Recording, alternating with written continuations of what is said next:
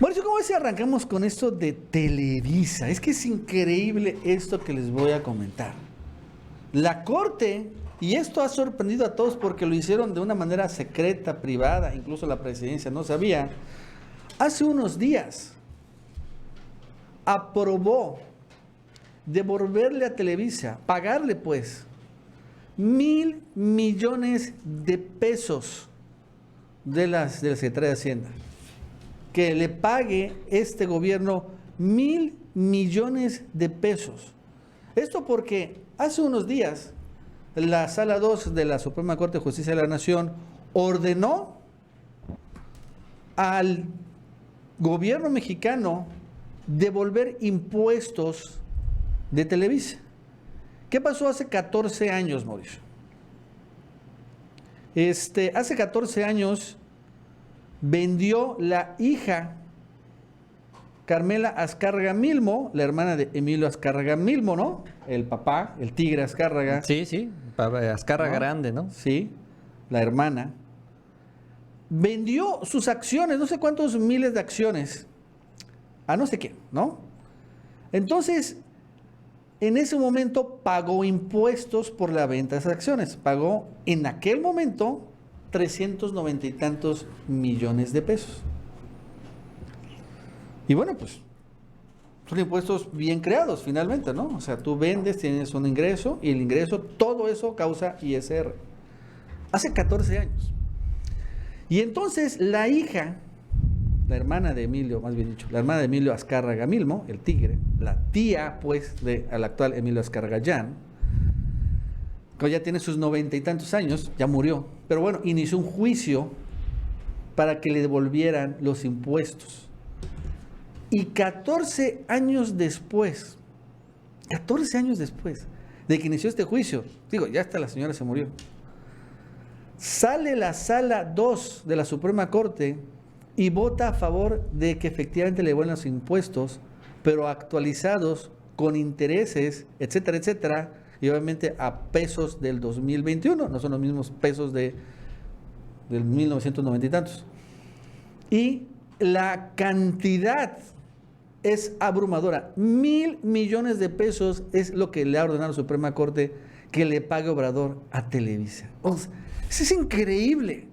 ¿Qué pasó, Mauricio? Esto sorprendió a la presidencia y el día de ayer empezaron a moverse directamente los ministros de Obrador. La ministra Yasmín Esquivel, que es una ministra que puso López Obrador, notificó ayer que iniciará de oficio una aclaración de sentencia a este amparo que concedió la sala el pasado 14 de abril. O sea que al final la ministra, Yasmín Esquivel, va a intentar tumbar esto, ¿no? Va a intentar decir, no mames, están jodidos, ¿cómo? Pero ya quedó la sentencia. O sea, la Corte ya votó. Ahora la ministra va a intentar deshacerlo. Vamos a ver si lo logra. No lo sé. Honestamente, son estos procedimientos legales que no tengo idea, obviamente, cuál es su alcance. Pero lo increíble es cómo operó Televisa con estos ministros para que le pague el gobierno 1.000 millones de pesos. No le dan chayo y la Corte se los va a dar a la de a huevo. Esto sí es un gran golpe de Televisa a la 4T.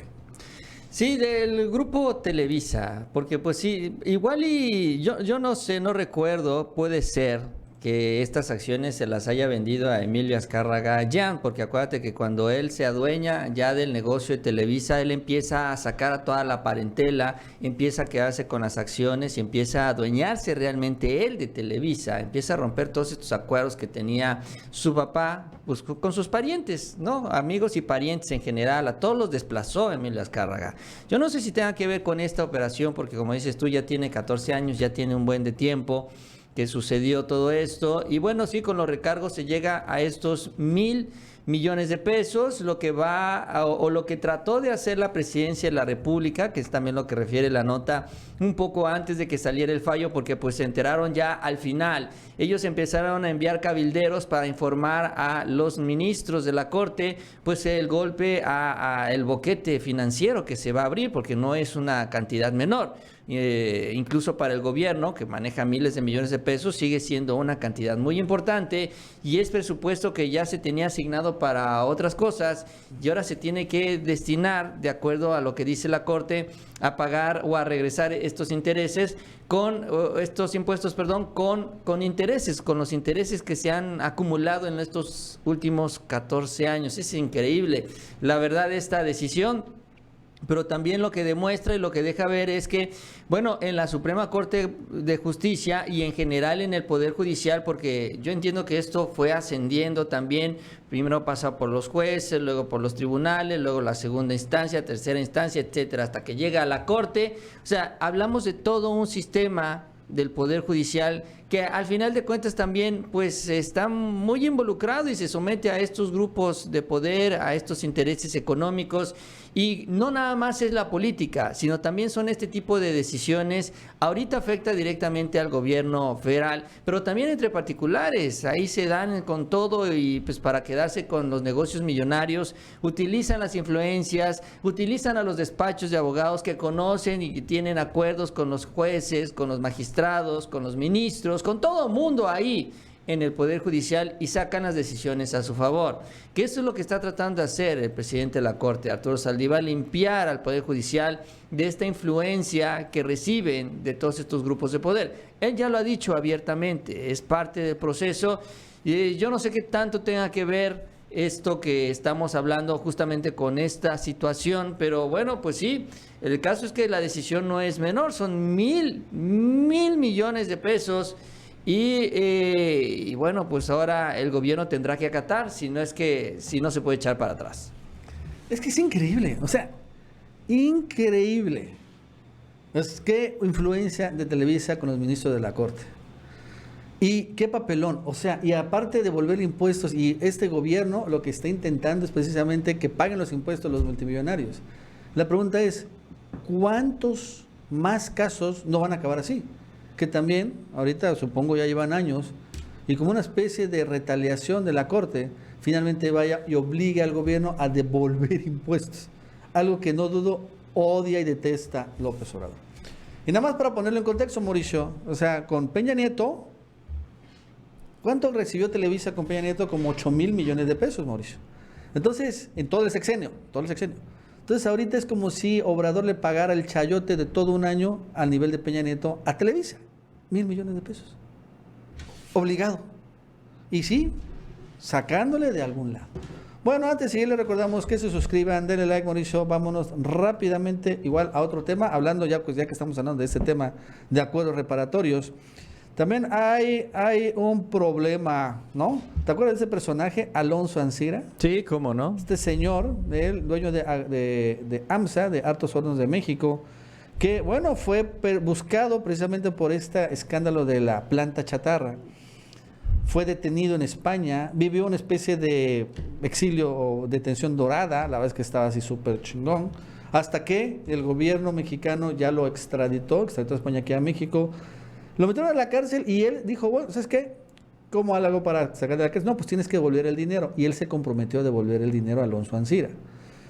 El problema es que después se fue a Estados Unidos y como tiene la doble ciudadanía, es también ciudadano estadounidense, todo indica que está haciendo una estrategia legal, ¿no? Para que utilizando su ciudadanía de Estados Unidos no pague. O sea, es un caray fraudulento, ¿no? O sea, no salió o le salió finalmente a Obrador, pues el hecho de que es un farsante, un pillo, un ladrón.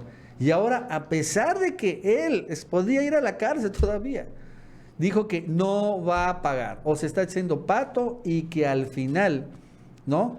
No le va a pagar a México, el gobierno mexicano, son como 400 millones de dólares, ¿no? Más o menos. 216 millones de dólares. Bueno, 216 millones de dólares, es una lana. Y que no los va a pagar Alonso Ancira. Y ahora está allá, en Estados Unidos. Caray, y es que feo que se esté cayendo así el caso, porque exhiben finalmente la fiscalía de que, bueno, ese criterio de oportunidad después, pues no es tan bueno, ¿no? Al final tampoco lo cumplen. Y bueno, ahora vamos a entrar en un nuevo momento. El presidente ya habló sobre este tema, pero pues sí está muy fuerte lo que está pasando. Sí, aquí hay que decirlo, se pecó de inocencia, ¿no? O sea, se le dio fiado a Alonso Ancira, se le permitió salir libre sin pagar un solo peso.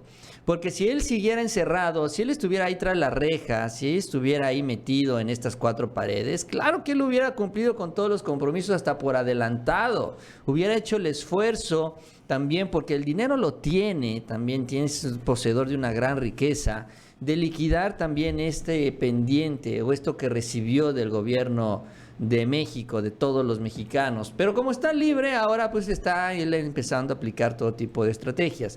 El día de ayer, Nacho, se venció un plazo de 90 días en donde se había establecido el acuerdo entre Pemex y Ansira de que Ansira tenía que firmar como una especie de documento o establecer ya formalmente las garantías que se tenían que pues presentar, ¿no? Si no pagas, entonces Pemex se puede adueñar de esto que tú estás ofreciendo como garantía.